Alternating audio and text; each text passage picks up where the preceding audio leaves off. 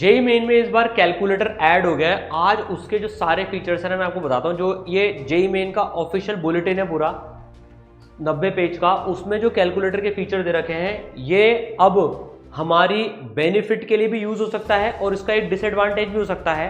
तो भाई यहाँ पर एक गुड न्यूज़ क्या है? गुड न्यूज़ ये है कि कैलकुलेशन मिस्टेक्स कम होंगी। बैड न्यूज़ क्या है? अब कैलकुलेशन में जेईई के अंदर में कोई से भी नंबर मिल सकते हैं टफ से टफ, क्योंकि अब तो आपके पास में कैलकुलेटर है। और कंसेप्चुअल लेवल के टफनेस बढ़ सकते हैं क्योंकि अब कैलकुलेशन टफनेस का कोई रोल नहीं रहा। लेकिन अब भाई ये कैलकुलेटर पहली बार आया है, जो इसको सबसे इफेक्टिवली यूज कर लेगा ना उसको काफी एडवांटेज मिलेगा कैलकुलेशन में। तो भाई देखो इसकी पूरी चीरफाड़ कर ली है, ये ऑफिशियल बुलेटिन का ही पार्ट है। अब ध्यान से सुनना और नोट करना एक एक चीज को। जो सबसे पहले कर लेगा ना इसमें वो जीत जाएगा भाई, ध्यान रखना कैलकुलेशन वाले पार्ट में। तो हमारे पास में क्या क्या फैसिलिटीज है? एडिशन की फैसिलिटी है, सब्ट्रैक्शन की फैसिलिटी है, मल्टीप्लिकेशन की फैसिलिटी है, डिवीजन की फैसिलिटी है, 1/x की फैसिलिटी है, परसेंटेज की फैसिलिटी है, और हमारे पास में यहाँ पर अंडर रूट निकालने की फैसिलिटी भी है यहाँ पर। ठीक है, तो ये सारे और पॉइंट लगाने की फैसिलिटी तो है ही सही। अब इसके अलावा भी बहुत सारी चीजें हैं इसमें जो आप एग्जाम में अपना काम ले सकते हो। अगर ये यहाँ पर जैसा दिखाए वैसे ही वहां पर मिला, मुझे लगता है यही मिलेगा।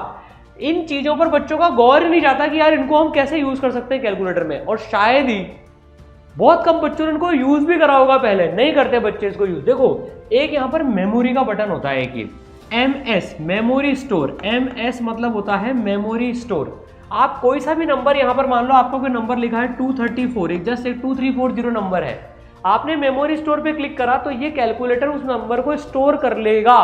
अब वो अक्रॉस क्वेश्चन करेगा या पूरे टाइम सेम करेगा ये पता नहीं, ये जेईई मेन एक्चुअल जनवरी पेपर के बाद ही पता चलेगी ये चीज तो। लेकिन आप एक नंबर स्टोर कर सकते हो जिसको आपको बाद में फिर आप किसी दूसरी कैलकुलेशन पर आ गए, अब आपको देखना था यार वो नंबर क्या था। मान लो आप किसी दूसरी कैलकुलेशन पे आ गए, सब कुछ हो गया, अब आपको चेक करना है वो नंबर क्या था, तो वो आपका आएगा मेमोरी रिकॉल से। इसका मतलब होता है मेमोरी रिकॉल। मेमोरी रिकॉल का मतलब होता है कि जो नंबर आपने स्टोर करा था वो दे दो मेरे को। तो भाई आप जैसे ही मेमोरी रिकॉल पे क्लिक करोगे वो नंबर आ जाएगा। MC भाई ये होता है memory clear. C for clear है यहाँ पर, S फॉर स्टोर है, M फॉर मेमोरी है।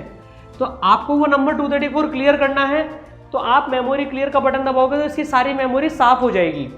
M+ मेमोरी वाले नंबर में कोई चीज ऐड करनी है आपको। मान लो आपने 234 मेमोरी में स्टोर करके रख रखा था, फॉर एग्जांपल 234 में आपको 5 और जोड़ना है कि यार वो नंबर में 5 और जोड़ के स्टोर कर लो उसको। तो मैं M+ में 5 दबाओगे तो इसमें +5 ऐड हो जाएगा। सिमिलरली मेमोरी माइनस में सब्ट्रैक्ट हो जाएगा। वो ये आपको तब काम में आएगा अगर आपको कोई वैल्यू उसको याद रखवानी है तो कैलकुलेशन के दौरान पे उसमें मेमोरी स्टोर का फंक्शन यूजफुल होता है।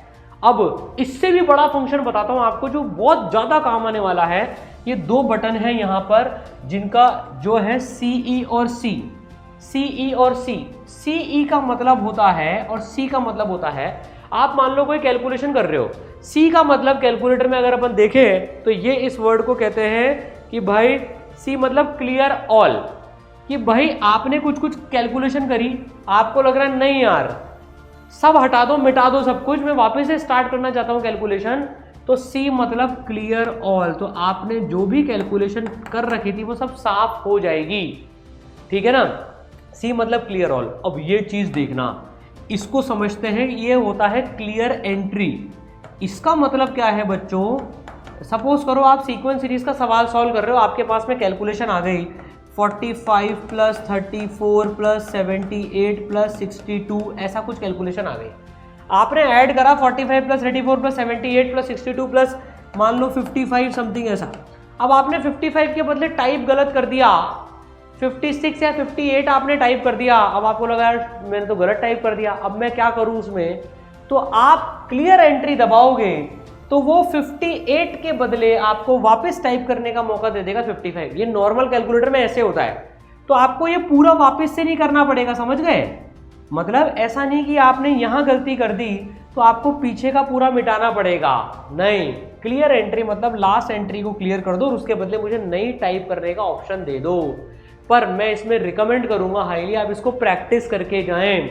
जो नॉर्मल कैलकुलेटर होता है उसमें इन दोनों बटन्स का बिल्कुल कैलकुलेशन में यूज करें। देखो बच्चों, हमने इस पे काम स्टार्ट कर दिया है। होपफुली बहुत जल्दी आपके पास में चीज़ आ जाएगी। और एक बात और बताता हूँ, अब 99 लाने के लिए पूरी तरह से तैयारी चालू करनी है। कैलकुलेटर से कैलकुलेशन के सवाल टफ आ सकते हैं, तो जो क्रैश कोर्स आने वाला है, जो आ गया है अपना 99 परसेंटाइल लाने के लिए जेई के लिए क्रैश कोर्स, लाइव क्लास उसकी चालू भी होने वाली है, उनमें भी टीचर्स इस टाइप के टफ सवाल लेंगे जिनके कैलकुलेशन टफ होगी और आपको कैलकुलेटर का यूज करवाएंगे। ये पूरी एकेडमिक टीम ने इस पे वर्क चालू कर दिया है बच्चों। अब एकदम लग के काम करना है। देखो इस क्रैश कोर्स में पूरे एकदम ढंग से सारी चीजें डिटेल में दे रखी हैं, कैसे कब कौन सा लेक्चर होगा, कैसे रिवीजन होगा, एमईक्यूज होंगे, पीवाईक्यू प्रैक्टिस, सब कुछ टीचर्स के साथ बैठ के मेंटर्स के गाइडेंस में आपको पूरी पढ़ाई करनी है और पहले अटेम्प्ट में 99 लानी है। तो उन बच्चों के लिए बहुत एडवांटेज होगा जिनकी कैलकुलेशन कमजोर थी, जो कैलकुलेशन मिस्टेक करते थे। और एक छोटी सी बात बताता हूँ, जिनकी कैलकुलेशन अच्छी है वो छोटे छोटे चीज़ों के लिए कैलकुलेटर यूज़ नहीं करें, इसमें टाइम ज़्यादा जाएगा क्योंकि आपको वहाँ पर टाइप करना पड़ेगा। वैसे वो मेंटल कैलकुलेशन फास्ट होती है, ध्यान रखना हमेशा, मेंटल कैलकुलेशन फास्ट होती है। तो छोटे छोटे चीज़ों के लिए कैलकुलेटर यूज़ नहीं करें, बड़े कैलकुलेशंस के लिए कैलकुलेटर यूज़ करें जिनकी कैलकुलेशन फास्ट है। Wish you all the best, मिलके मचाएंगे।